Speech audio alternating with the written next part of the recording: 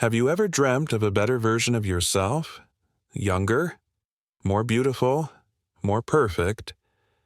This is the question that changes everything for our main character.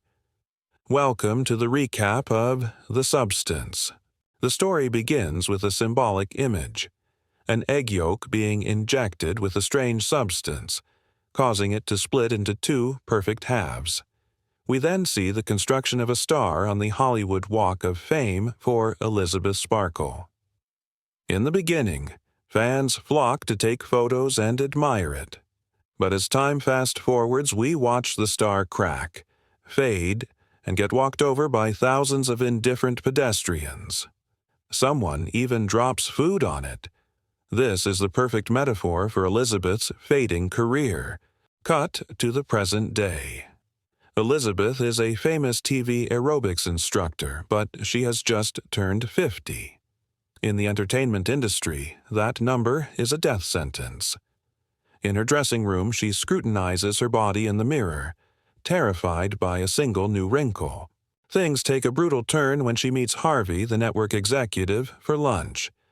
The camera focuses on him eating shrimp in the most disgusting way possible, slurping and licking his fingers, while he casually destroys her life. He tells her that her show is being canceled. They need something new, something fresh, something young. He tells her that when a woman turns 50, it stops. Elisabeth tries to smile through the pain, but she is broken. Driving home, blinded by tears and humiliation, Elisabeth gets into a violent car crash. Her car flips, but she survives. While she is being examined in the hospital, a doctor notices her back and mutters that she is a perfect candidate. Later, a mysterious nurse slips a USB drive into Elisabeth's pocket, whispering, "It changed my life." Back in her empty apartment, Elisabeth feels the crushing weight of loneliness. She stares at her aging reflection, feeling invisible. Out of desperation, she plugs the USB drive into her computer. The screen flashes with the words, "The Substance." It is an advertisement for a black market medical procedure that promises to generate a new version of yourself. A younger, more beautiful, more perfect you. But there is one strict rule. The two of you must share time. 1 week for the old self, 1 week for the new self. 7 days each. A perfect balance. At first, Elisabeth throws the card in the trash, but the breaking point comes when she sees workers tearing down her massive billboard to replace it with a younger star. Heartbroken and angry, she makes the call. No one speaks on the other line. She just enters a code. She drives to a seedy, abandoned location that looks like a storage facility. Inside a locker, she finds a box labeled The Substance Kit. She takes it home. Inside, there is a glowing neon yellow fluid, needles and food packs to keep her original body alive. Elisabeth sits on her bathroom floor. She takes a deep breath and injects the yellow activator fluid into her arm. Immediately, her body goes into violent shock. She collapses, seizing on the floor. Her eyes dilate, and then the body horror begins. Her spine cracks loudly. The skin down the center of her back begins to split open like a zipper. Suddenly, a hand reaches out from inside her own back. Slowly and painfully, a new human being tears its way out of Elisabeth's body. It is a shedding of skin in the most visceral way possible. The woman who emerges is young, flawless, and perfect. This is Sue. Sue stands up and looks in the mirror, admiring her fresh skin. Meanwhile, Elisabeth's original body lies unconscious on the floor, eyes wide open, looking like a hollow shell. Sue calmly stitches up the massive wound on Elisabeth's back. She then drags the unconscious body into a hidden room and hooks it up to an IV drip to keep it alive.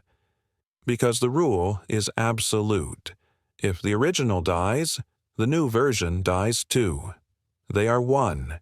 and this is just the beginning of the nightmare. Sue walks into the audition to replace Elisabeth. The moment she takes off her coat, Harvey and the entire male crew nearly drop their jaws to the floor. It isn't just her beauty. Sue's confidence and energy instantly make her the new icon. The show, Pump It Up, is rebooted with Sue as the host. The camera lenses linger on every curve of her body, and the world falls in love with her. But the 7 days pass quickly. The alarm rings. Sue has to follow the rules. She injects the stabilizer and collapses. Instantly, on the bathroom floor, Elisabeth wakes up gasping. The contrast is brutal. While Sue is the shining star, Elisabeth feels like the maid who has to clean up the mess Sue left behind. She eats alone, watching her better self on TV, having the time of her life, while she rots in loneliness. Everything operates on a cycle. 7 days as beautiful Sue, 7 days as depressed Elisabeth. But the cracks begin to show when Sue starts getting addicted to the fame. She meets a handsome neighbor, goes on motorcycle rides, and bathes in the attention. When the alarm rings again, Sue doesn't want to go back to sleep. She looks in the mirror and bargains with herself. Just a little longer. Sue delays the switch. She overstays her time. When she finally returns to the apartment and initiates the swap, Elisabeth wakes up with a throbbing pain in her fingertip. She looks down and sees that her index finger has turned black, shriveled, and rotten, like the hand of a corpse. Panicked, she calls the supplier. The voice on the line is cold. You unbalance the equation. The extra time Sue took is taken from Elisabeth's body. There is no undo button. Elisabeth is furious. She screams at Sue's unconscious body, but it's useless. To hide the rotting finger, Elisabeth puts on gloves and starts stress cooking heavy, greasy French food. She begins to hate herself, and she starts to hate Sue. When it's Sue's turn to wake up again, she ignores the warning of the rotting finger. She only cares about the parties and the magazine covers. To keep her energy up and extend her stay, Sue makes a dangerous decision. She goes to where Elisabeth is sleeping, unconscious, and jams a large needle directly into Elisabeth's spine to extract more spinal fluid. The sound of the extraction is crunchy and horrific, but Sue doesn't care. This fluid will let her stay young longer than 7 days, regardless of how much it destroys the original host. The consequences of breaking the rules are horrific. When Elisabeth wakes up next, she screams in terror. One of her legs has withered away into that of an 80-year-old woman, atrophied and useless. She drags the dead limb to the mirror and calls the supplier again. But the answer is final. There is no undo. You can only stop it by terminating the other. Elisabeth receives the termination kit in the mail. She stands over Sue, who is sleeping beautifully on the bed. Elisabeth holds the lethal syringe, ready to kill Sue to reclaim her life. But at the last second, she hesitates. She stares at Sue's face, her own face from her youth. She cannot bring herself to kill her better self. She throws the needle away and revives Sue instead. Sue wakes up and sees the murder weapon lying next to her. She realizes instantly that Elisabeth planned to kill her. Sue's rage explodes. She no longer sees Elisabeth as a partner, but as an enemy. Sue drags Elisabeth's body across the floor and beats her unconscious.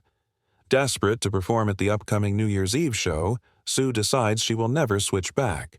Sue extracts every single drop of spinal fluid from Elisabeth. Elisabeth's body is now drained completely, turning into a gray, dried-up husk, like a mummy. Sue thinks she has won. She gets dressed up, looking glamorous for the show, but nature cannot be cheated. As Sue stands in front of the dressing room mirror, one of her teeth falls out. She panics, trying to glue it back in. Then a fingernail peels off. Her skin starts to rot. Sue realizes the terrifying truth. Because Elisabeth, the host, is dying, Sue is rotting alive. In a state of pure desperation, Sue rushes back to the apartment to try and reverse the process. She drags Elisabeth's desiccated body to the bathroom and injects the activator. But it's too late. The mechanism is broken. The transfer fails. Instead of switching back to Elisabeth, the two bodies begin to melt and fuse together, creating a chaotic nightmare of flesh and blood. Back in the bathroom, the chaos transcends mere body horror. Because Sue has drained every ounce of life from Elisabeth, and the switching mechanism has been shattered, the two bodies no longer separate. Instead, they begin to melt into one another. The muscles, bones, and skin of the youthful Sue and the aged Elisabeth twist and fuse, creating a monstrosity beyond comprehension. It is no longer Elisabeth. It is no longer Sue. It is Monstro Elisashu. This creature has Elisabeth's face grafted onto its back. Its body is hunched, its limbs distorted. Yet, heartbreakingly, its mind still craves validation. In a scene that is as tragic as it is grotesque, the monster takes a paper cutout of Elisabeth's face and glues it over its own deformity. It applies lipstick. It forces its twisted body into the pink dress Sue used to wear. It is a monster trying to be pretty, desperate to be loved by the cameras one last time. Monstro limps its way to the New Year's Eve gala. When it arrives backstage, Harvey is waiting, impatient and blind to reality. Dazzled by the stage lights, he doesn't see what stands before him. He thinks it's Sue. He pushes the monster out onto the stage. As the spotlight hits the figure, a deathly silence falls over the theater. Hundreds of spectators who expected a goddess are staring at a nightmare. The paper mask falls off, revealing jagged teeth and twisted eyes. A scream pierces the silence.